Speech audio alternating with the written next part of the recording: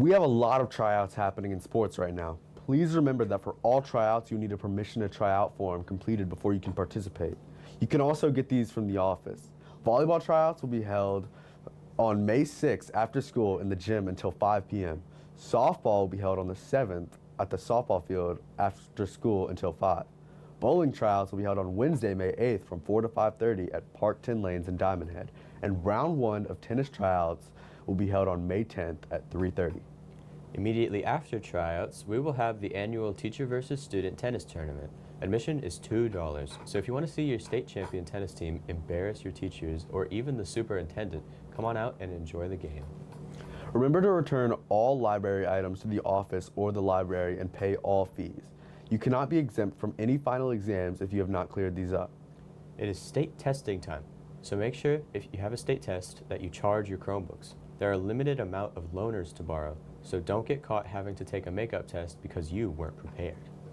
There are QR codes on each poster for the SpongeBob play.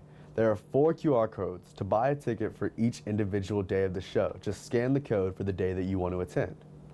And that's all for Lbtv today. Next up is Can Do You.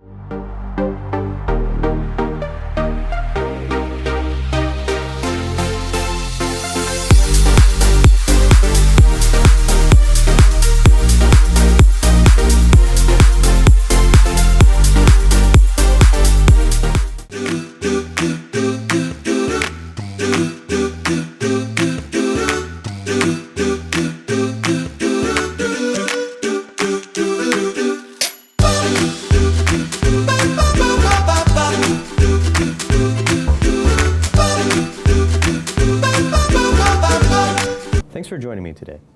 How about you start off today by telling us a little bit about how school is going?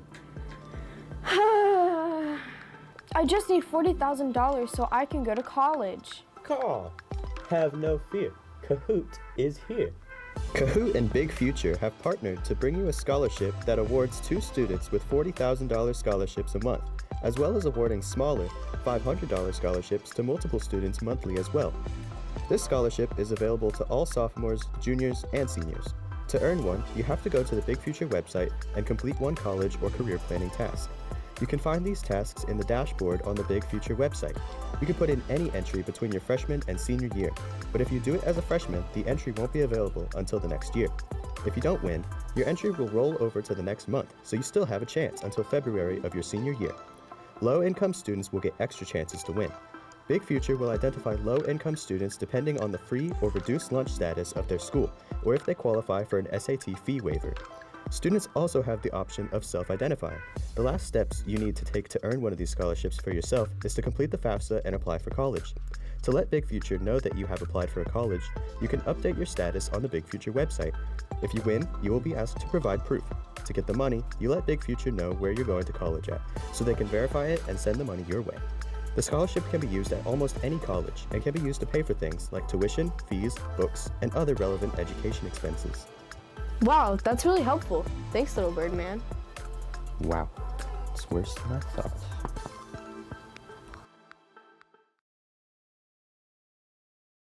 What's going on, everybody? We're back and better than ever here at Can Do You.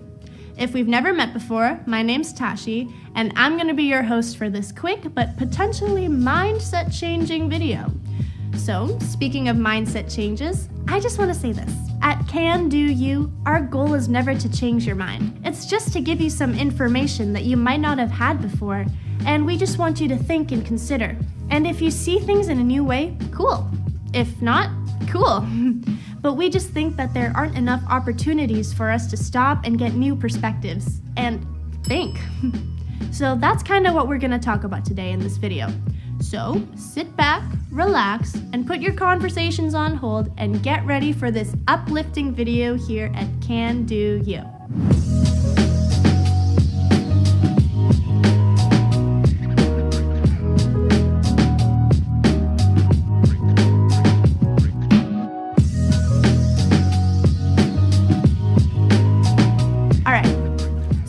The last video, you may or may not have been here, and you may or may not remember what we talked about, so here's a quick 30-second rewind of the big ideas we laid out. Let me list out what empathy looks like. Empathy is listening to someone rather than trying to talk to them. Like, just listen. Make eye contact, nod your head. Empathy is asking someone how they are feeling if you think there's something wrong. Empathy is learning about people from different backgrounds and cultures. Like in your school right now, there are kids from tons of different places and types of families and races and religions. Take a minute to learn about it. You don't have to believe what they believe or do what they do. Empathy is just about understanding. Empathy is showing concern and care for others, paying attention to the needs of other people, or getting to know someone better instead of judging them. So here's what I want you to do after this video is over. We're gonna play some music for about 5 minutes, and I want you to do some self-reflection. Self-reflection is thinking about what you think, feel, or believe about something. I want you to look at a few quotes and then write about what you think about empathy. It doesn't need to be some perfect essay, unless your teacher says so, but create a bulleted list and think about what you believe about empathy. You think the world would be a better place with more of it? Why or why not? If so, how do we do that? If not, why not? Remember, be respectful and really give this one some thought. And if you have enough time and you're comfortable, share your answers. All right, friends, we'll see you next time here at Can Do. Okay, now that you're caught up, I'm just gonna say this, and by the way, this might not be true for you. Using empathy is easier said than done. Why do you think that is? Why don't you take a few seconds to think or talk about this question? Why do you think using empathy could be hard for some people?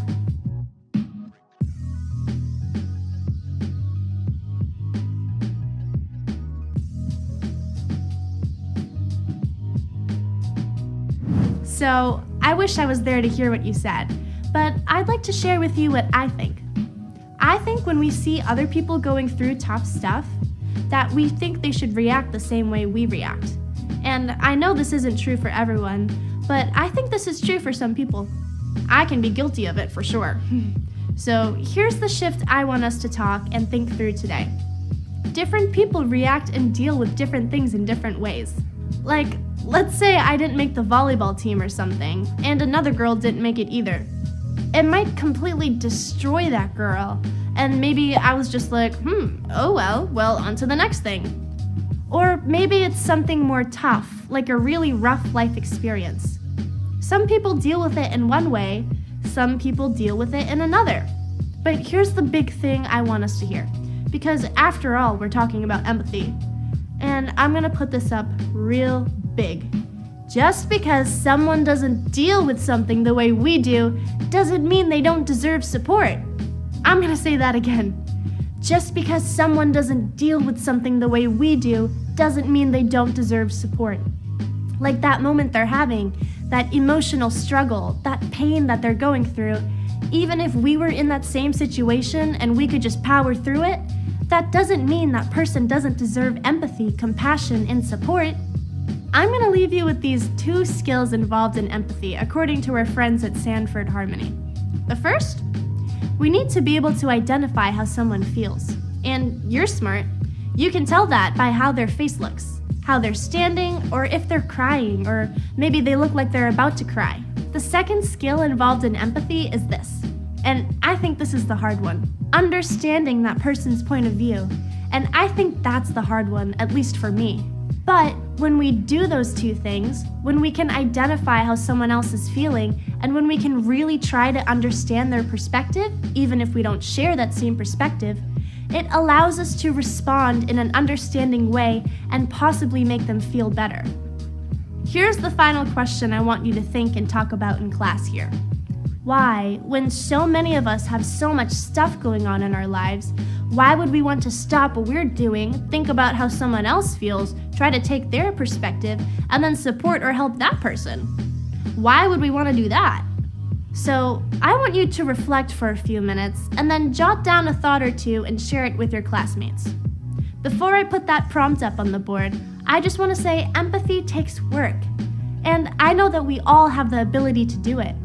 We're proud of you, and we can't wait to see you next time back here at Can Do You.